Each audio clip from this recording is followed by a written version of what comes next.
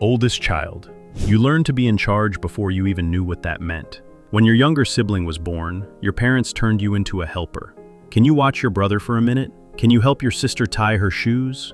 Can you make sure they don't touch that? You became a mini parent. And that changed how your brain works forever. The psychological advantage is called executive function training. You learn to plan, to organize, to be responsible, before your brain was even fully developed.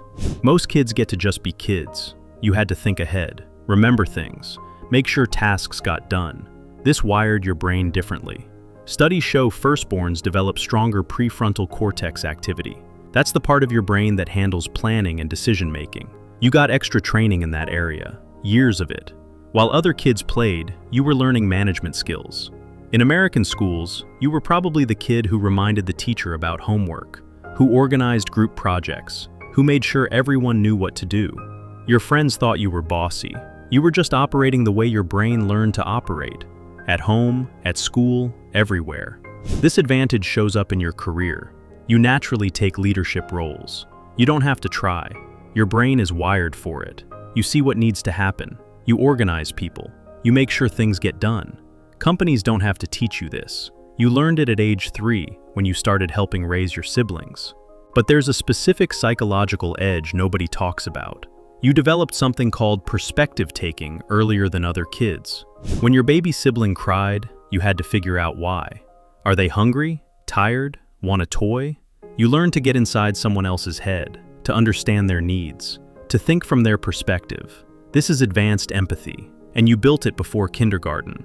In American culture, this makes you the friend people come to for advice. The one who sees both sides of an argument, the one who can mediate fights.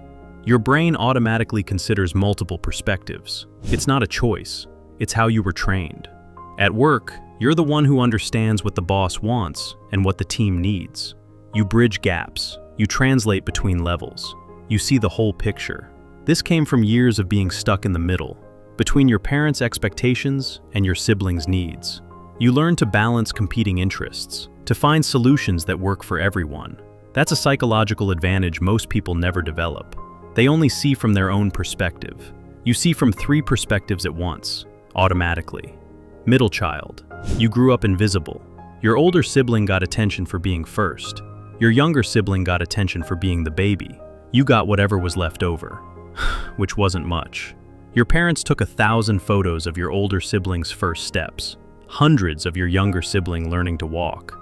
They forgot to charge the camera for yours. This felt terrible growing up. But it gave you a psychological superpower. You learned independence early, not because you wanted to, because you had to. Nobody was watching you closely, so you figured things out alone, made your own decisions, solved your own problems. While your siblings had parents hovering, you had freedom, forced freedom, but freedom nonetheless. This created what psychologists call internal locus of control. You believe you control your outcomes, not luck, not other people, you. Because that's what you experienced.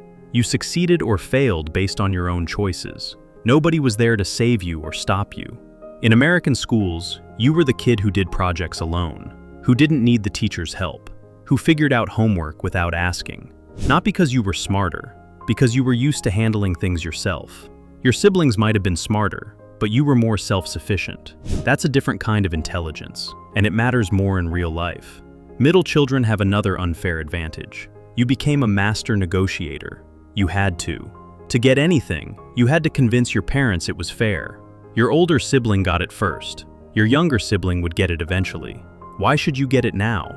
You learned to build arguments, to find leverage, to negotiate deals. By age 7, you were running cost-benefit analyses in your head. If I do this, mom will let me do that. This made you incredibly good at reading social situations, at understanding power dynamics, at knowing who has influence. In American culture, this shows up everywhere.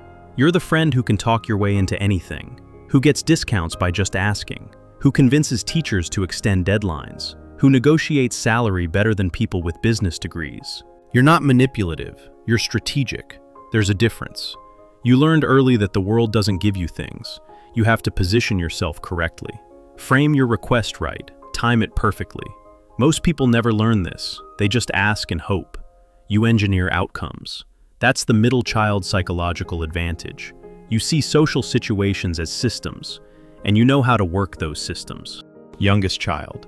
You never had to fight for attention. It was just given. You were the baby, the cute one, the one everyone protected. Your older siblings got in trouble for everything. You got away with murder. Same rule broken. They got grounded. You got a warning. This wasn't fair, but it gave you a psychological advantage nobody talks about. You learned that rules are flexible, that outcomes depend on how you present yourself, that charm matters as much as behavior. While your older siblings learned rules are rigid and must be followed, you learned rules are negotiable. This created different brain wiring. Psychologists call this low-rule rigidity. You don't see rules as absolute. You see them as starting points for negotiation. In American schools, you were the kid who talked teachers out of punishment, who convinced the principal it wasn't really your fault, who got extensions on assignments because you asked in the right way. You weren't bad, you were adaptive. You learned early that social skills can change outcomes, that how you present matters as much as what you did. Your older siblings thought following rules would protect them. You learned that relationships protect you more than rules. Both strategies work, but yours is more flexible. The deeper advantage is risk tolerance. Your parents had already panicked over 2 kids. By the time they got to you, they were tired. They let you do things they never let your older siblings do. Stay up later, go further from home, try things that seemed dangerous. This wasn't because they loved you more. They were just exhausted. But you experienced it as freedom, as permission to explore, to try things, to fail without catastrophe. This built psychological resilience. You're not afraid to try new things, to fail, to look stupid, because you did all that as a kid and nothing terrible happened. Your older siblings are more cautious, more careful, more afraid of failure. You're not. In American culture, this shows up as entrepreneurship, as career changes, as geographic moves. You're willing to take leaps others won't, not because you're braver, because your early experiences taught you that trying and failing is normal. Your brain doesn't interpret failure as catastrophe. It interprets it as data, as information about what works and what doesn't. That's a massive psychological advantage in a world that's constantly changing. Only child. You never had to share your room, your toys, your parents' attention.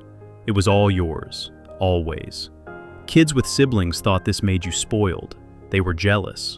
But being an only child gave you a psychological advantage they'll never understand.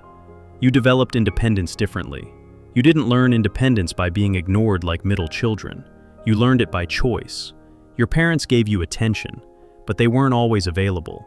So you learned to entertain yourself, to think alone, to be comfortable in your own head. This created what psychologists call comfort with solitude. Most people need external stimulation, constant noise, other people around, screens playing, music on. Silence makes them uncomfortable. Not you. You grew up in silence. It's where you think best, where you create, where you process. In American culture, this makes you the person who can work from home without going crazy, who can travel alone without being lonely, who can spend a weekend without making plans and feel completely fine. That's rare. Most people are scared of being alone. You're not. Your brain associates solitude with productivity, with peace, with clarity. While others need social stimulation to feel normal, you generate your own internal stimulation. Only children have another edge. You talk to adults your whole childhood. There were no other kids at home, just you and your parents. So you learn to communicate up, to match adult vocabulary, to follow adult conversation, to be interesting to people older than you. Most kids learn social skills from siblings, through fighting, playing, negotiating with equals. You learn social skills from adults, through observation, conversation, adaptation to their level. This made you seem mature early. In American schools, teachers loved you. You spoke clearly, used complete sentences, understood context, could have real conversations. Other kids thought you were weird. Adults thought you were impressive. This advantage compounds over time. While your peers are learning to talk to adults in college and at first jobs, you already know how. You're comfortable in professional settings, in interviews, in meetings, at networking events. You don't get intimidated by authority figures. You grew up talking to them. Your brain sees adults as peers, not as some different category. That psychological framework gives you access to opportunities others don't even see, because they're too intimidated to have the conversation. Twins. You've never been alone. From before birth, someone else was there. You don't know what it's like to be the only one, to not have a built-in companion. Other kids had to make friends. You were born with one. This creates a psychological advantage that's almost unfair. You developed emotional regulation through constant interaction. When you were upset as a baby, your twin was upset too. You learned to manage emotions together, to calm each other, to read emotional states. Before you could talk, you were communicating with another human. This accelerated your emotional intelligence. Research shows twins develop empathy earlier than single-birth children. They have to. They're constantly negotiating shared space, shared toys, shared parents. You learn to consider someone else's needs at the same time as your own. Not after, not separately, simultaneously. In American culture, this shows up as exceptional teamwork ability. You're the person who makes group projects actually work, who can collaborate without ego getting in the way, who naturally shares credit. This isn't you being nice, it's your brain's default setting. You were wired for cooperation before you have conscious memory. Twins have another psychological edge nobody discusses. You experienced constant comparison from day one. Teachers compared you, parents compared you, relatives compared you, strangers compared you. Who's taller? Who's smarter? Who's better at sports? This could have destroyed you, but instead, it built resilience to external judgment. You learned early that comparison is constant and mostly meaningless, that your worth isn't determined by how you stack up against someone else, that you can be different, and that's fine. Single-birth kids often internalize comparison. Take it personally. Let it define them. You're immune. You've been compared your whole life. Your brain learned to filter it out, to maintain your sense of self despite constant external evaluation. In American schools and workplaces, this is huge. You're not devastated when someone else gets the promotion, gets the award, gets the recognition. You've been dealing with that your whole life. Your twin got attention too, and you survived. This psychological resilience makes you incredibly stable, hard to rattle, difficult to manipulate through comparison or competition. Your identity is solid because it had to be. You couldn't base your self-worth on external validation. There was always someone right next to you getting validated too. Irish twins. You're less than 12 months apart from your sibling. Your parents basically had two babies at once. You don't remember a time without them. You grew up as a unit, almost like twins, but not quite. This gave you a strange psychological advantage. You learned rapid adaptation. Your brain developed in an environment of constant change. Just as you were learning something, your sibling was learning the next thing. Parents had no time for careful, individual attention. You both got rushed through milestones. Potty training, learning to talk, starting school. Everything happened fast. This created psychological flexibility. You're comfortable with rapid change, with transitions, with adapting on the fly. Most people need time to adjust to new situations. You don't. Your brain formed during constant transition. It's your normal. In American culture, this makes you great at jobs that require quick thinking, crisis management, fast-paced environments, startups, emergency response. Your brain doesn't freeze when things change suddenly. It activates. That's how you were raised. Change was constant. Your brain learned to handle it. The deeper advantage is social intelligence without competition. You're close in age, but you weren't competing. You were surviving together. Unlike siblings farther apart who fight for resources, you two learned cooperation under pressure. Your parents were overwhelmed. You helped each other. This built partnership thinking. You naturally look for allies, for collaboration opportunities, for mutual benefit. While other birth orders learned competition or independence, you learned teamwork under fire. In American schools, you were the kid who made friends easily, who could work with anyone, who didn't need to be the leader, but could support whoever was. This isn't weakness, it's strategic flexibility. You can play any role in a team because you learned to adapt to whatever your sibling needed. That psychological versatility is rare. Most people have one mode, leader or follower, competitive or cooperative. You can shift between modes based on what the situation requires. That's a massive advantage in complex social environments. Big gap child. You were born 6 or more years after your closest sibling. By the time you have conscious memory, Your siblings were basically teenagers. Your parents were different people by then. More relaxed, less strict, more financially stable. You got a completely different childhood than your siblings had. This created a unique psychological advantage. You got the benefits of being an oldest and youngest child combined. You had the alone time only children get. Your siblings were too old to play with you. So you learned independence, comfort with solitude, internal entertainment. But you also had the protection youngest children get. Your parents already made their mistakes on your siblings. They were less panicked with you, less controlling. This combination is powerful. You develop strong internal resources plus external confidence. You can function independently, but you're not socially awkward. You can take risks, but you're not reckless. You got the best of both worlds. In American culture, you're the person who can work alone or in teams equally well, who can lead or follow, who's comfortable in chaos or calm. Your psychology is balanced because your childhood gave you exposure to multiple dynamics. Big gap children have another unfair edge. You grew up watching your siblings make mistakes. Big, obvious mistakes. You saw them get in trouble, face consequences, learn lessons, before you were old enough to make those same mistakes yourself. This is vicarious learning on steroids. You learned what not to do by observation. Your siblings experimented. You took notes. By the time you hit the same ages, you avoided the obvious traps. You didn't have to touch the stove to know it was hot. You watched your sibling get burned. In American high schools, you were the kid who didn't fall for the same drama, who avoided the relationships that obviously wouldn't work, who made smarter choices about parties, cars, money, not because you were smarter than your siblings, because you learned from their experience. Your brain had a preview of adolescence, a roadmap of what goes wrong. This gave you an unfair advantage. While your peers were learning through painful trial and error, you were applying lessons learned through observation. That's a massive shortcut, one that shows up in every major life decision you make. Adopted into birth order. You joined a family that already existed. You weren't born into your birth order, you were placed into it. Maybe you became the oldest, the middle, the youngest, but you came in with memory, with experiences, with a different beginning. This created a psychological advantage nobody talks about.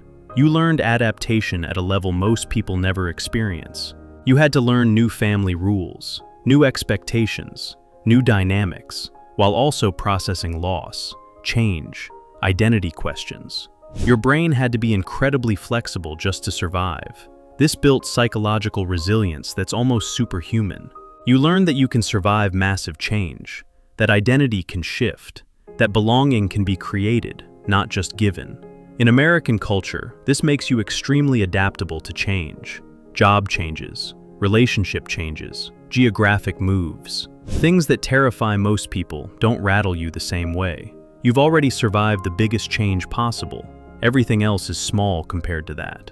Adopted children have another edge that's rarely discussed. You developed dual identity awareness. You know you're part of this family, but you also know you came from somewhere else. This isn't confusion, it's expanded consciousness. You understand that identity is both fixed and fluid. This creates psychological complexity. In American schools and workplaces, you're the person who can hold multiple truths at once, who can see competing perspectives, who doesn't need everything to be simple. Your brain learned early that life is complicated, that you can love the family that raised you and be curious about the family you came from, that both can be true. This ability to hold complexity makes you exceptional at negotiation, at conflict resolution, at understanding nuance. Most people need things to be black or white. You're comfortable in gray, because gray is where you've always lived. That psychological flexibility is an unfair advantage in a complicated world. So which birth order advantages did you not realize you had? Drop your birth order in the comments and tell me which advantage actually explains your life. And if you want more videos revealing the hidden psychology of everyday things, hit subscribe so you don't miss the next one.